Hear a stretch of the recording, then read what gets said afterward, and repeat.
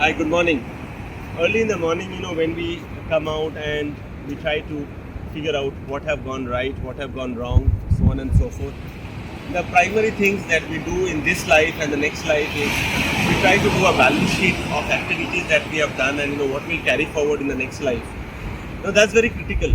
So typically what happens is that when you carry forward your debit balances in the next life, you need to understand that what are the debit balances. Debit balances are not always when you do something wrong or similar, but debit balances are much more into a debit story when you articulate to do something wrong or incorrect for others. Now this articulation to do something wrong is much more a crime for your next life than your actual doing wrong. For example, there is a person who have killed someone else. That's one kind of negative story, and the other part is that, for example, there is a person who continuously thinks bad about someone else and intends to harm others.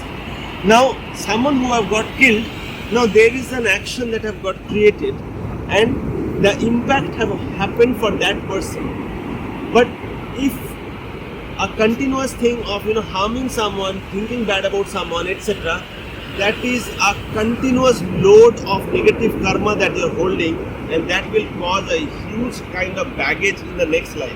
And that is the reason whenever we do consulting, we always say that try to reduce the baggage as much as possible.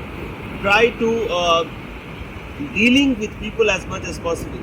Try to leave the moha as much as possible. Try to leave the addiction of relationship, money, and all the materialistic things as much as possible. Because more and more you get cling, more and more these are part of karma. Karma is nothing but that's how you go to the next life. So if you kind of let yourself loose, if you start removing your baggages as much as possible, this will give you a much peaceful and lighter move in your next life. Thank you so much.